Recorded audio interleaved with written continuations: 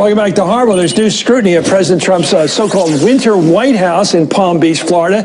As we saw with the visit of the Japanese Prime Minister this weekend, Trump's use of his private club, Mar-a-Lago, for presidential business allows the club's members to have unprecedented proximity to power. Pictures have surfaced on social media since the weekend showing that certain members of the club of Mar-a-Lago who were near the president's dinner table on Saturday night were treated to a rare view of diplomacy in action, actually foreign policy in action. While we have not yet independently verified the timing of the photos, they appear to capture the scene sometime after the news broke that North Korea had test-fired a ballistic missile capable of carrying a nuclear warhead.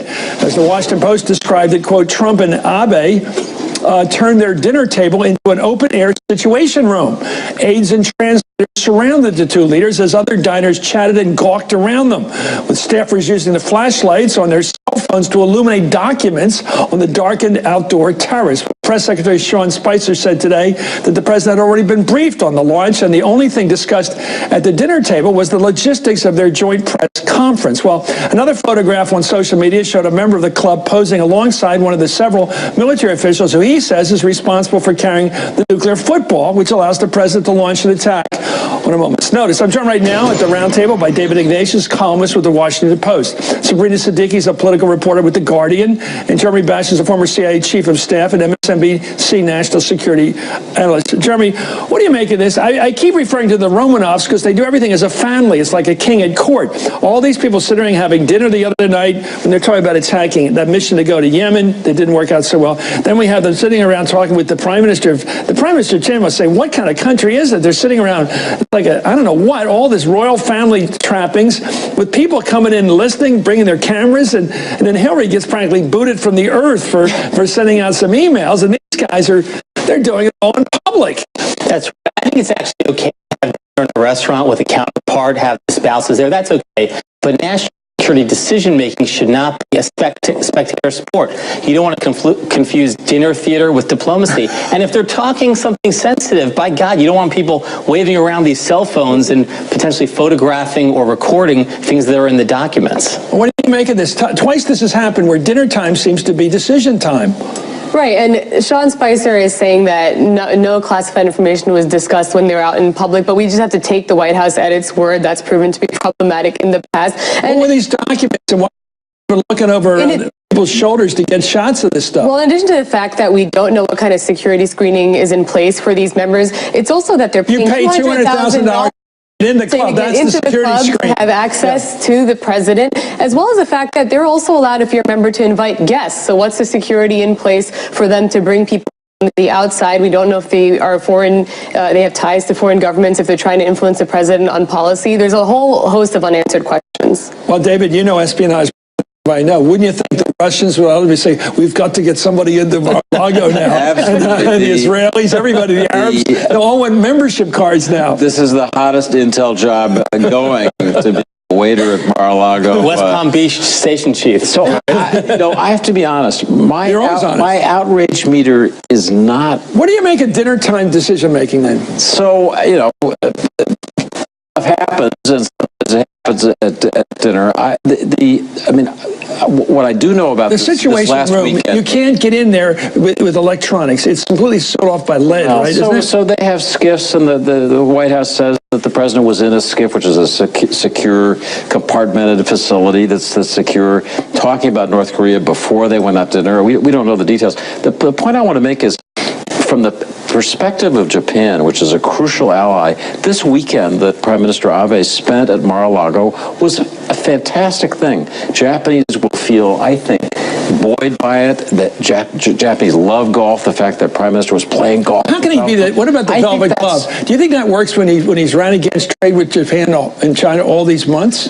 I think that he was off on completely the wrong course. I think he's reversing that course. I think this weekend was really good for our most important relationship. Okay, while you're on deck. Okay, I hear you. What about this Flynn thing? NBC News tonight, it's all over. This guy's future hangs in the balance. The guy he most trusts, he has to trust, to give him the info from state, defense, CIA. It's all got to come through his brain to the president, and this guy's on very fragile ground. The White House is in disarray. What we watched this afternoon, they went from full confidence in Flynn to evaluating Flynn in the space of 2 hours. I think it's obvious the president hasn't decided what to do.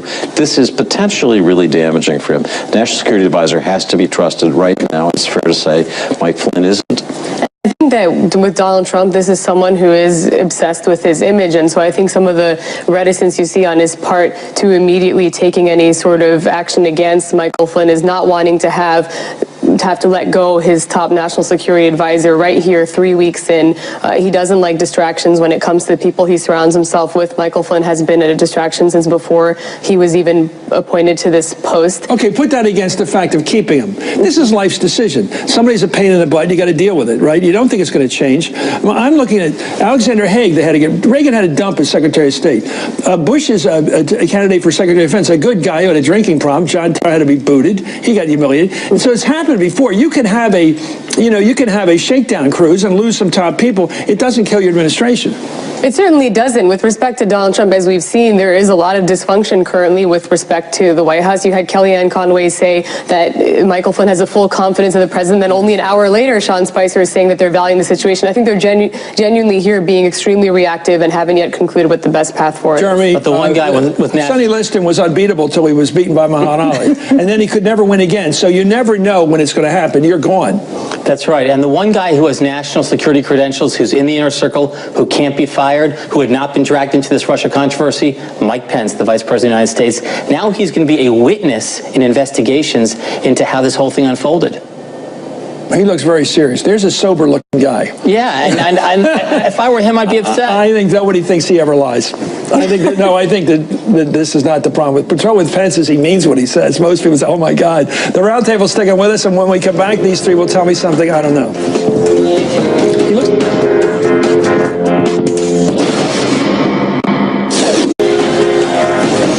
We're back with the Hardball Roundtable. David Ignatius, tell me something I don't know because you know everything. Well, I will tell you that in terms of pushback against North Korea, which just conducted this scary missile test, the Trump administration has authorized a major military exercise next month. It's held every year. This is supposed to be the biggest ever, and Good. the North Koreans will be furious. I just hope that Kim Jong-un understands that if he ever launches a nuclear weapon anywhere, that he's finished. He personally will have a very miserable ending. I hope he knows that. One of the top contenders to be Donald Trump's ambassador to South Africa is the senior editor-at-large for Breitbart News, Joel Pollak. He is a native of South Africa whose family emigrated to the U.S., certainly does not have diplomatic experience. He's a contender. The White House is staying kind of mum about this, but suffice it to say, we've seen the growing influence of Breitbart in the White House. This would be What's the Breitbart attitude towards South Africa? Well, I can't speak to the whole attitude of Breitbart, but Joel Pollak, one thing I do know is he's been a big critic of the affirmative action policies in South Africa. Oh, go ahead. The FBI and the Senate Intelligence Committee, as you know, are investigating Russian influence in the election. What if they wanted to interview the National Security Advisor? Those conversations happened on December 29th. Does executive privilege attach? I talked to an expert on this issue, and she reports to me that no, it does not, because during the transition, executive privilege does not attach. Mike Flynn would have to testify. I'm waiting to see those transcripts. Anyway, thank you, David Ignatius.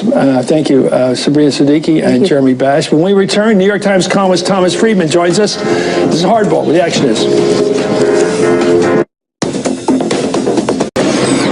Welcome back to Hardball. 20 years ago, the United States preferred snail mail over email. And to most people, their vision of reality TV was a home video. Well, the world is rapidly evolving as a place to live on, which we all do. And with new technologies come new battlefields. And nobody has harnessed the power of those technologies better than the first reality TV president, Donald Trump.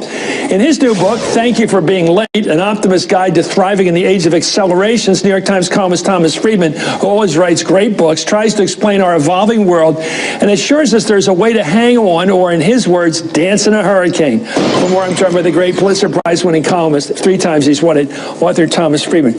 You wrote this book not knowing who was going to win the election, and yet this book is about speed, and we have a president who lives with synapses. He lives with, something just happened, he's there. I said earlier in the show, he's like a nightclub comic who knows what jokes work and he tells them again. If they don't work, he doesn't tell them again. He listens with his tongue. He's just there with the zeitgeist, you know? And how put that together? This book, in explaining why a Trump, he's no regular guy. He's not a Walter Mondale or Hillary Clinton. He's not a regular political class politician. Well, you know, Chris, a couple things have happened. One I profile in the book is what happened in 2007.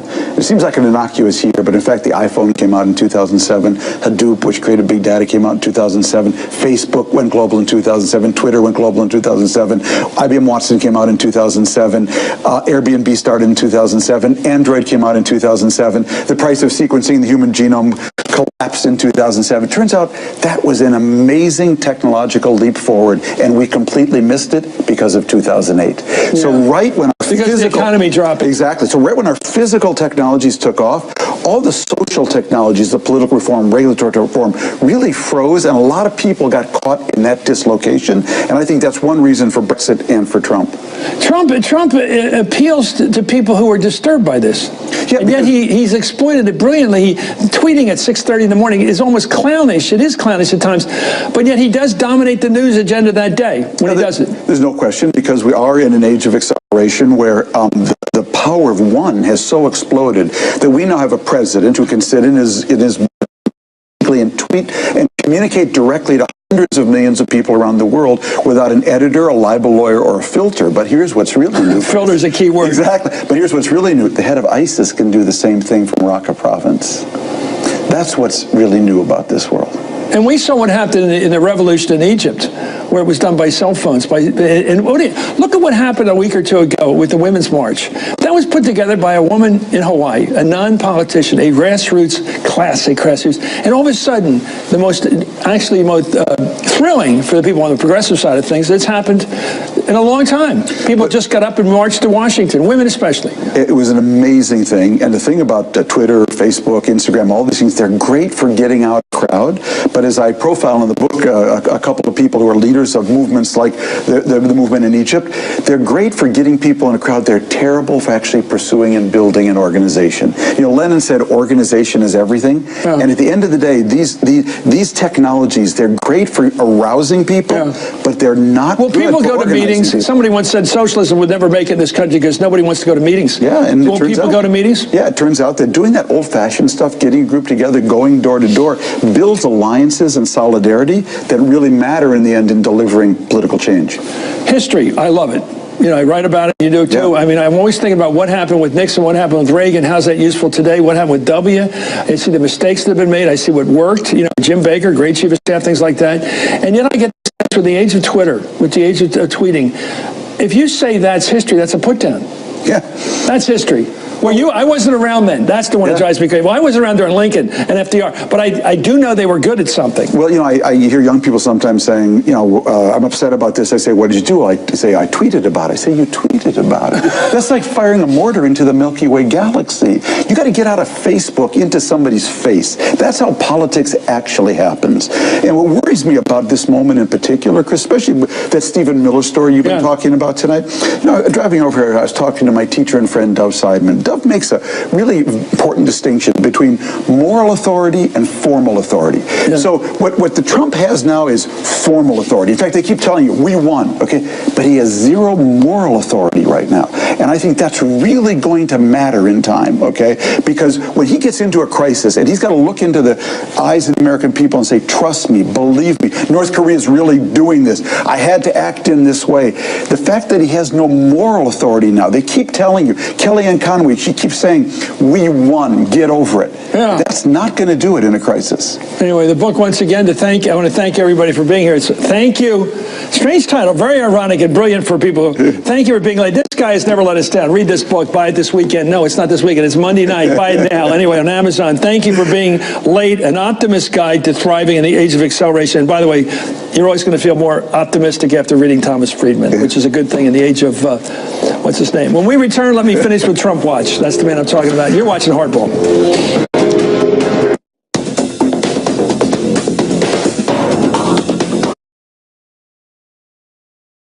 Trump Watch, Monday, February 13th, 2017. As the Trump presidency continues on its shakedown cruise, a pair of major problems have emerged in the troubling waters of these first 3+ weeks. One is up on the bridge where the top officers stand their command. It remains a question of who is in charge.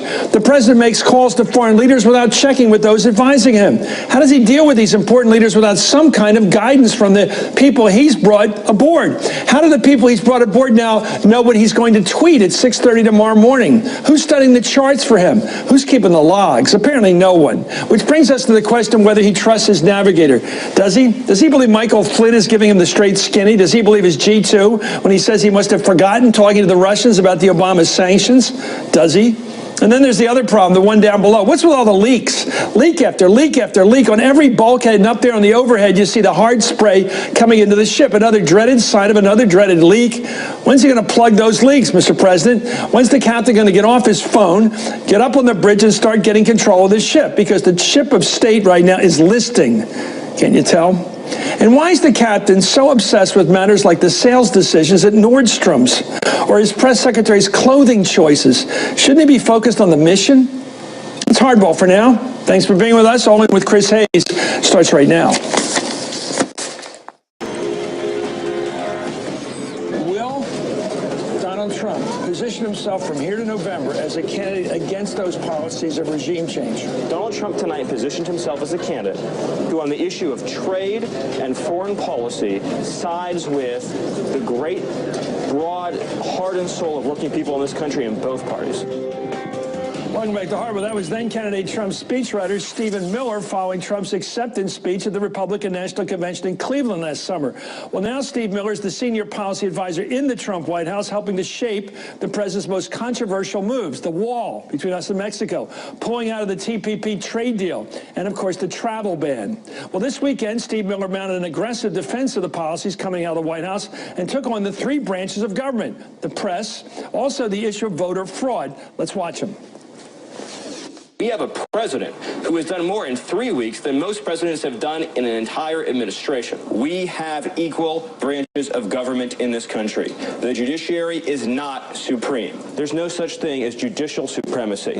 What the judges did, both at the 9th and at the district level, was to take power for themselves that belonged squarely in the hands of the President of the United States. The bottom line is the president's powers in this area represent the apex of executive authority. The end result of this, though, is that our opponents, the media, and the whole world will soon see, as we begin to take further actions, that the powers of the president to protect our country are very substantial and will not be questioned. Well, many people believe he was looking at teleprompter there, but he wasn't, which is even scarier. Following Miller's Sunday show circuit, anyway, President Trump tweeted, "Congratulations, Steve Miller, on representing me this morning on the various Sunday morning shows. Great job." Well, the New York Times profiled Trump's 31-year-old aide, writing, "The ascent of Mr. Miller from far-right gadfly with little policy experience to the president's senior policy advisor came as a shock to many of the staff members who knew him from his 7 years in the Senate, a man whose emails were, until recently, considered spam by many of his Republican peers. He's now shaping the Trump administration's core domestic policies with his economic nationalism and hardline positions on immigration." Heidi Press was senior politics reporter at USA Today. She writes all the big front page stuff, and an MSNBC political analyst. And Jerry Peters, again, with the New York Times and an MSNBC contributor. Thank you for this. There is a certain iron-like or steel-like way he talks that's scary. He basically says the president the boss. In fact, he said he will not and must not be questioned. It was almost like he was competing with the other aides to Trump for saying in the most brazen way possible the untruths that have been told and repeatedly debunked, but then going further than that in terms of going after, actually making a threat against the courts. And you know that the affirmation of this was that Trump took the unusual step afterwards of actually praising him for it and for talking about him in very kind of autocratic terms, that he is 100%, and I will go anywhere on any show at any time and repeat over and over that Trump, whatever he says, is 100% correct. It was authoritarian. It's jingoistic. Yeah. I mean, look, anyone is this the Trump soul? Trump is not being insincere in that tweet. But no they really charm. think that There's he no did a good charm job. in that voice. There's no winning. Come on, we're leading the country to a better place. There's no "Make America Great Again." There's "You will." do this. I got an email from a source this morning saying that this is someone who grew up in Russia who said, this guy reminds me of the communist youth leaders who would go on television and spew propaganda. Like this was, I think, for a lot of people, kind of, take your pick of which authoritarian regime it reminded you of, but it did not look American. Okay, let's skin this down a little bit. Heidi, we all know that the president's draft of his order, which was called by his enemies the Muslim ban, and some people say that's what it is because it was intended. He can fix it, in a sense. He can take out any reference to people with green cards because they have standing in the Constitution on the Fifth Amendment, the Due Process Clause.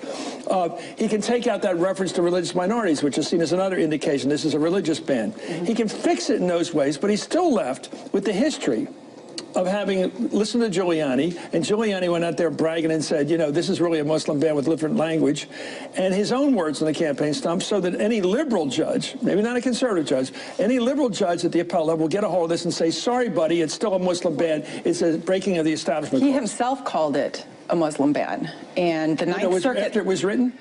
Not after it was written, but when he first introduced this concept to the American people, he called it a Muslim ban. And the Ninth Circuit, it wasn't the only court to rule against this. There were several other courts that did this, and so he can try and fix it. Well, what happens when he fixes it and they still say no? Exactly. I guess, does he appeal it to the Supreme Court? I don't know. Is he going to defy the courts? No, I don't think so. I spoke with someone. Well, Bannon, this guy Miller talks like what Trump says. Whatever you think of him, he says, "I'll see you in court," which is implies it'll be up to the judge. I will see you in court. Therefore, the judge will rule at some level. Well, they are still figuring this out. I spoke with someone very senior in the White House last night who said that they're not going to defy the courts on this. I think that even Nixon didn't defy the courts. No, because you can't. And as much clamoring as there may be on the far right, I mean, you have Pat Buchanan and Laura Ingraham and these types saying, no, Trump should just do what Lincoln said he was going to do. And why do they want him to do that? Why do they want him to do that? They want it because there's this whole idea of judicial supremacy, which Miller was talking about. Judicial review. He's really speaking conservatives' language right there, because there is a sense on the right that the courts have usurped too much some power. have. They've seen in the Constitution. But every landmark decision, whether it's Brown or it's the one on Roe v. Wade,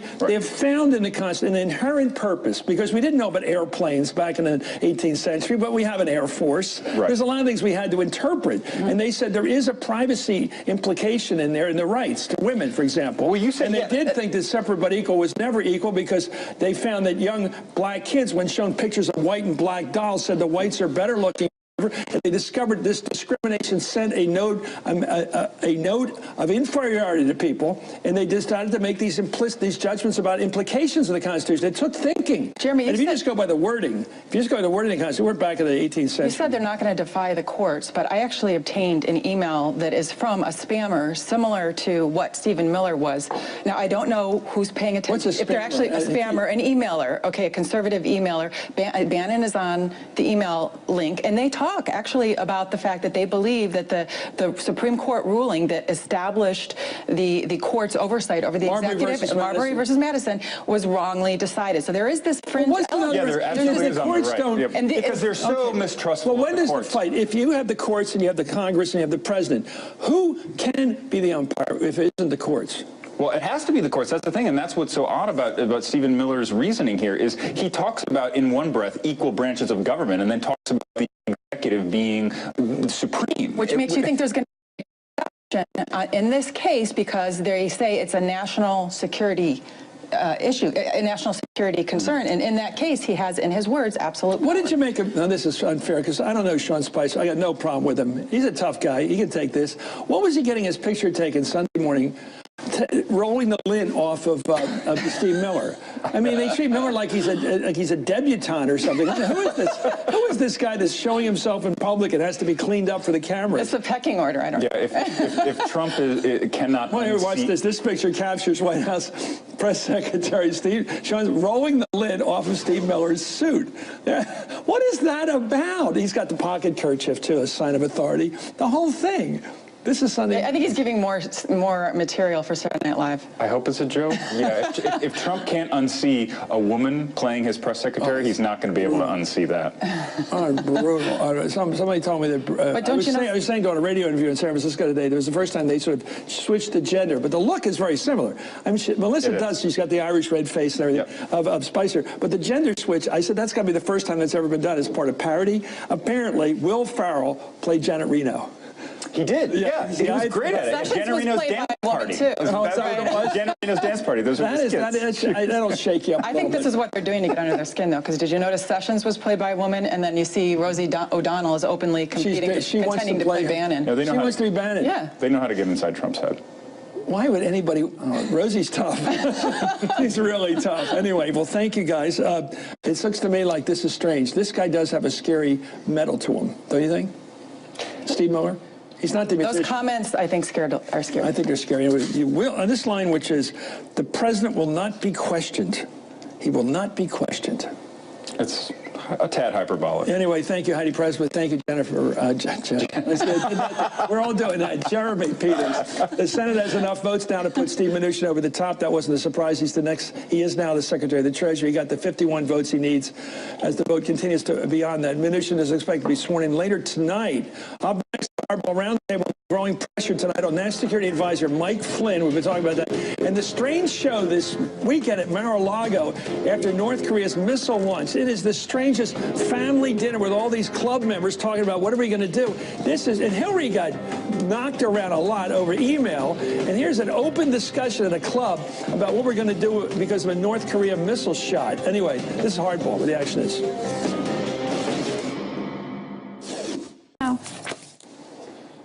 Get me security. Let's play hardball.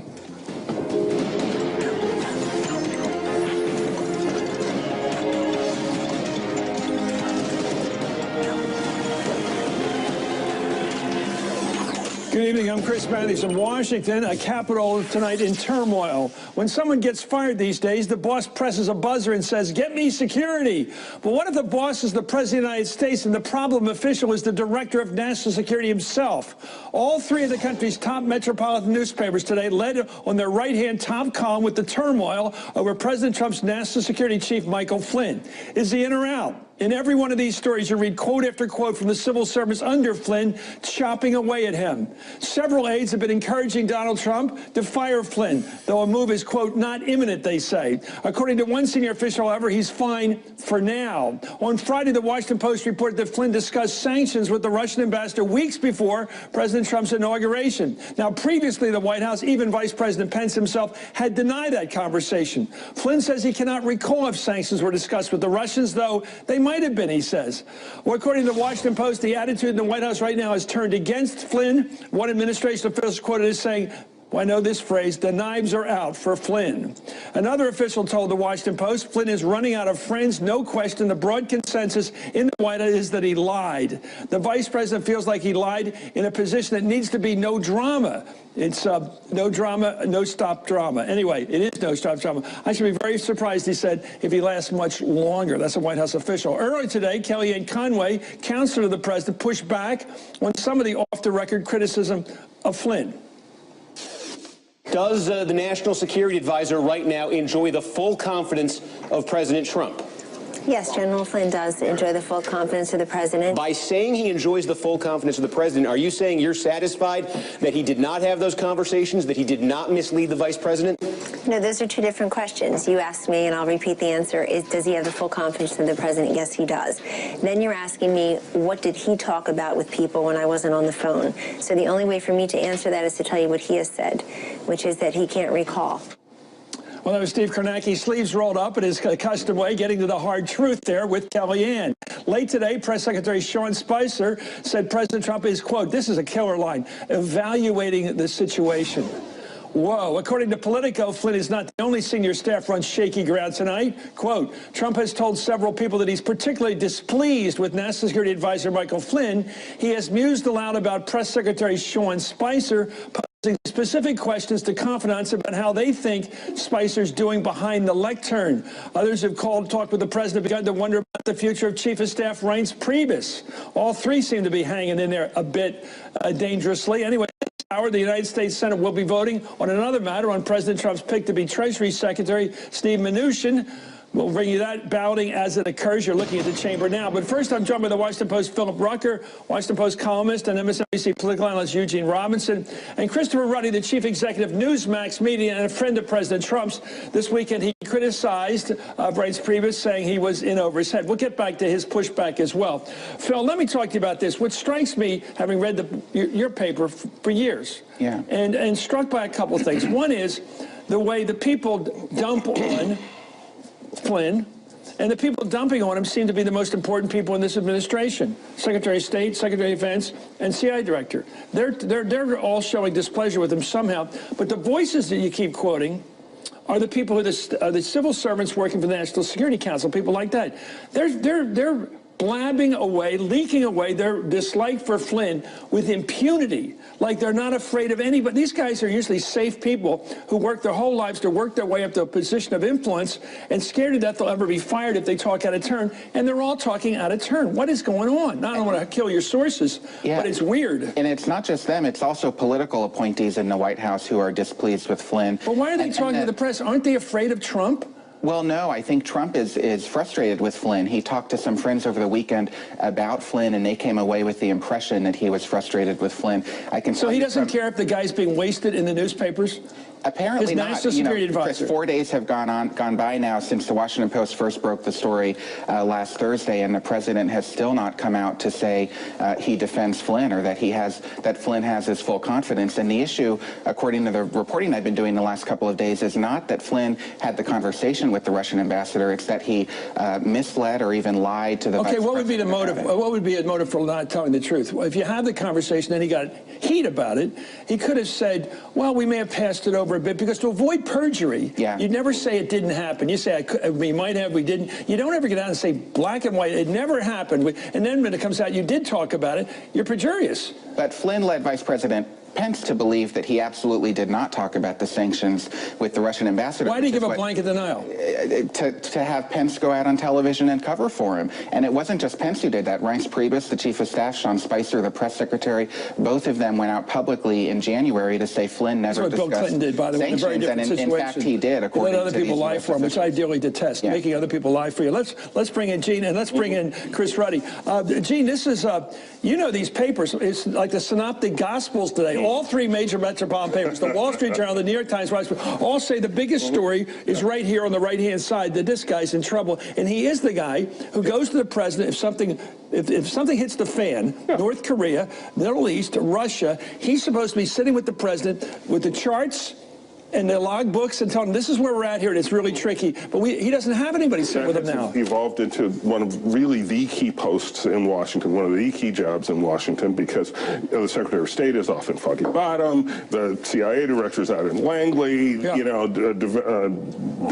Director is out in the Pentagon. It started with Kissinger. He's the guy. Exactly. And then National Security Advisor is supposed to sort of synthesize what's coming from all these directions and present it to the president in a sort of cogent and digestible way that gives him options, right? And so Flynn is in a key post, and the fact that all these people are leaking, in a funny way, I think some of the political people who are leaking because that's their way of speaking to the president. The way they get a message to the president is through the press. Yeah. Let me go to Chris Ruddy, who knows the president well. The rest, just tell us what you think's going on and how you know it. Go ahead.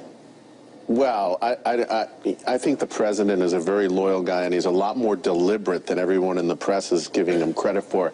I saw in the Washington Post today they said there was a certain chaos at the White House. The president's new to this job. He's new at governing, but he's been in business for a long time. I've seen how his businesses operate. They usually operate very flawlessly. There is very little turnover in his companies. His staffs are there for a long time. But one of the things I noticed about him is you're always looking for feedback about people. And he's not going to, just because there's leaks in the press, fire Mike Flynn. He's going to look at all the evidence and make a solid decision.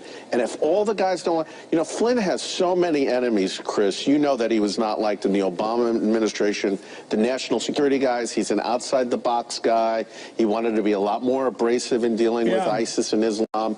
Trump loves that part of him.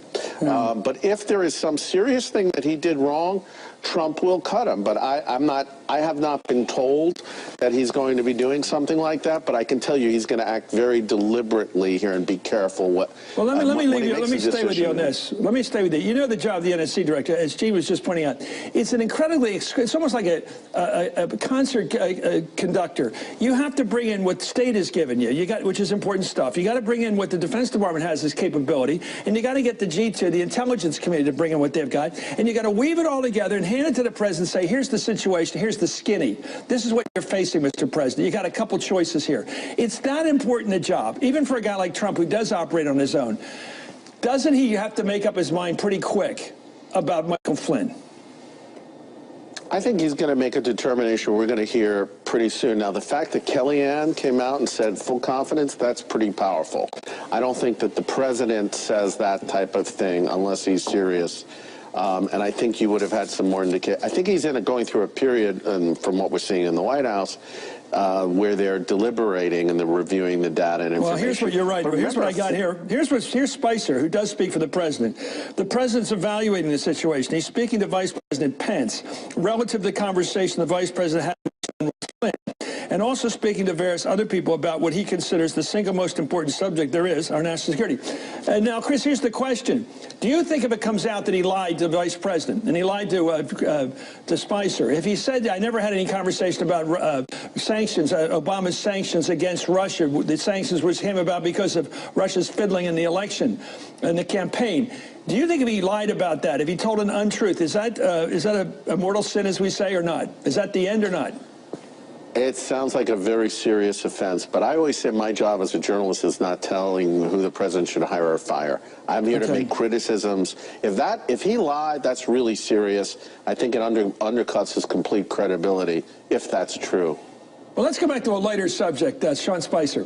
And I think he's doing it. You were saying off camera, he's done a good job, Phil. He's working very hard. This president, this is the thing about leaking, and Chris, you're going to get in here too. I don't understand the leaking thing. Here, a confidant of the president, quoted by a metropolitan paper, said the president is concerned that his press secretary doesn't own a dark suit. Now, why is Trump talking like that about, why does he call Spicer and says, get yourself a blue suit or navy suit, or get yourself, why does he have to share it? Why does he have to pee on the guy with some confidant? And why does that confidant feel, or he or she, they have the right to call a press person and say, oh, by the way, Trump's dumping on the clothing decisions of his press secretary. I know this is light stuff, but it's weird. Well, presidents usually honor their confidential relationship with their flacks. I can't get in the minds of Trump's confidants, but I can tell you that the job that Sean Spicer has is the most critical in many respects in the minds of President Trump. He cares about image. He cares about branding. And Spicer is the person every day live on cable television for an hour sitting there in the on-deck circle. Is she sitting there waiting to get that job? Let me ask Chris. I think she is. I don't think she's just sitting there to support Spicer. I think she's getting ready for that job and sitting there every day in that side bench. What is her role? Except to be the next spokesperson. Go ahead.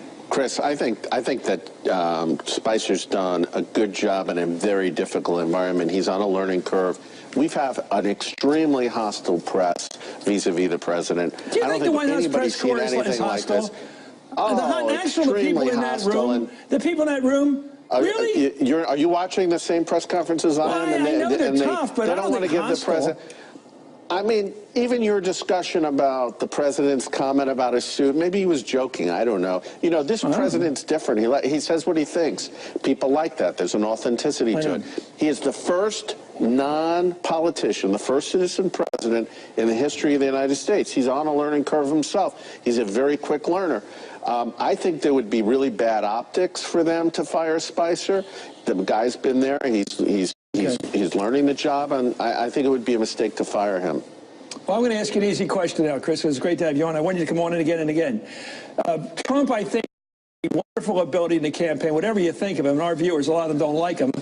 And for good reason in many cases. I see in the guy what we called stand-up comics, in an Irish phrase actually, the ability to listen with your tongue. It means when you're out there on the stage and you can get the reaction to what you're saying, and you pick up on the reaction, what works, what doesn't work, and you tune into the zeitgeist that way. And that's how I think Trump figured out all the stuff he did, the bad stuff, the good, the bad, the ugly, the wall, the birther, whatever thing he was doing, the good stuff about infrastructure, the good stuff about knocking stupid wars. He seemed to pick up on the audience. How's he going to do that as president stuck in the White House? How's he going to keep his synchronicity with the zeitgeist while he's sitting in that office as a bureaucrat himself? How's he going to do that? Is he going to have to start having hearings? He's going to have to start having rallies again?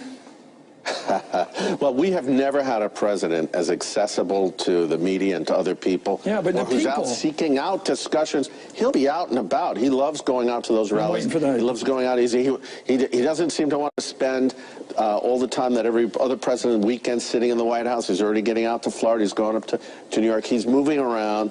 And every time he's out meeting people, ordinary people or important people or even people in the media, he's asking them questions about specific things for feedback. That's his whole modus operandi. I think it's a good thing. I think ignore some of the things he says, because a little bit of it is showbiz. He comes out of the showbiz world. Look at his results. I think he put an A+ cabinet. You may disagree with the politics. He's had some good executive orders to protect American jobs.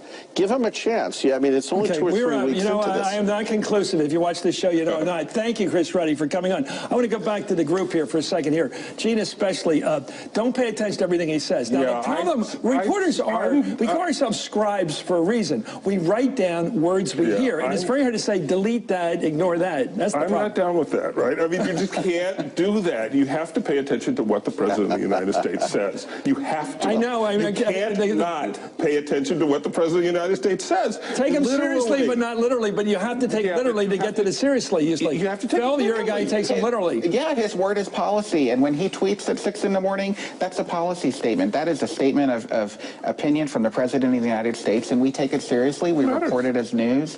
And I think it's up to the American people to judge him based on what he's saying. And, here's something to give to the President, Chris, since you're close to him, and I think you are. Jefferson once said that before you say something, count to 10, and if you're angry, count to 100. I totally agree. They should have. I've told people my feedback was have a process where there's a couple of hours before a tweet automatic.